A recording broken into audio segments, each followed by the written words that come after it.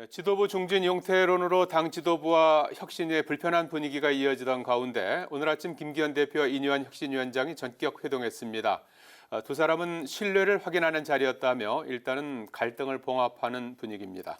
더불어민주당에선 이재명 대표의 험지 출마와 관련해 친명계와 비명계의 신경전이 계속되고 있습니다.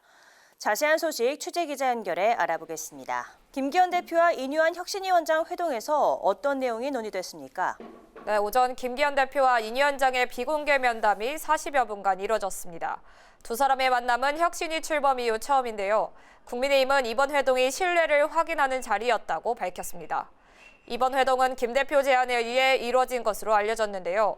중진 용태론의 윤 대통령의 뜻이란 인 위원장 발언을 두고 지도부와 혁신위의 갈등이 불거지자 김 대표가 일단 수습에 나선 것으로 보입니다. 하지만 갈등 핵심이던 중진 험지 출마 광고와 대통령 발언 등에 대한 이야기는 없었다고 밝혀 여전히 갈등의 불씨는 남아 보이는데요. 인 위원장도 혁신이 의결한 건을 더 신속하게 받아들여달라, 앞으로도 고통스러운 쓴소리라도 혁신적으로 건의하겠다는 입장을 밝히기도 했습니다. 혁신위는 오늘 8차 회의를 열어 도덕성과 공정을 주제로 한 4호 혁신안도 발표할 예정인데요. 전과자를 공천 배제하는 원스트라이크 아웃제와 대통령실 출신 인사의 전략 공천 배제 등이 유력 검토되는 것으로 알려졌습니다. 오전엔 김무성 전 새누리당 대표의 강연도 있었는데 김 전 대표는 당이 굉장히 큰 위기에 처했다, 많은 국민이 이뉴한 혁신위에 기대를 걸고 있다며 힘을 실어주기도 했습니다. 민주당에서도 인적 쇄신과 당 혁신을 둘러싼 내홍이 이어지고 있죠. 네, 어제 비명계 의원들이 원칙과 상식이라는 모임을 출범시키며 당내 신경전도 계속되고 있습니다.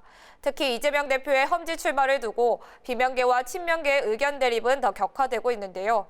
원칙과 상식 소속 윤영찬 의원은 이 대표와 지도부가 기득권을 내려놓고 당을 위해 희생하면 자신들도 언제든지 앞장설 각오가 있다며 이 대표를 거듭 압박했습니다. 이에 친명계에선 험지 출마 가능성 사전 차단에 나섰는데요. 당 전략기획위원장을 맡고 있는 한병도 의원은 이 대표 험지 출마 요구 목소리에 회의적이라고 비판했습니다. 총선을 이끌 당대표가 경북에 가서 총선을 진두지휘하는 것이 민주당 촌선 승리에 유리하겠냐는 겁니다. 우선 이 대표와 지도부는 말을 아낀 채 이들을 예의주시하고 있는데요.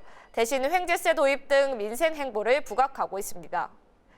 하지만 대장동 위증교사 재판 등 이 대표 사법 리스크와 맞물려 이 대표 험지 출마론을 둘러싼 계파 갈등은 더 고조될 것으로 보입니다. 한편 민주당 인재영입위원회는 국민으로부터 인재를 추천받는 국민추천제를 통해 2,300여 건의 추천을 받았다고 밝혔습니다. 경제와 산업인재 추천이 가장 많다고 밝힌 가운데 1호 인재 영입에 관심이 집중되고 있습니다. 국회 운영위원회에선 윤 대통령 장모의 징역 확정 등을 두고 여야의 고성이 오갔죠. 네, 국회 운영위는 오늘 대통령 비서실 등에 대한 내년도 예산안 의결을 위해 오전 전체 회의를 열었습니다. 야당은 어제 확정된 윤 대통령 장모 징역 판결과 관련해 대통령의 사과와 비서실 예산 삭감을 요구했는데요. 또 인사검증 실패에 대한 책임을 물어 공직기강 비서관실의 예산도 삭감해야 한다고 지적했습니다.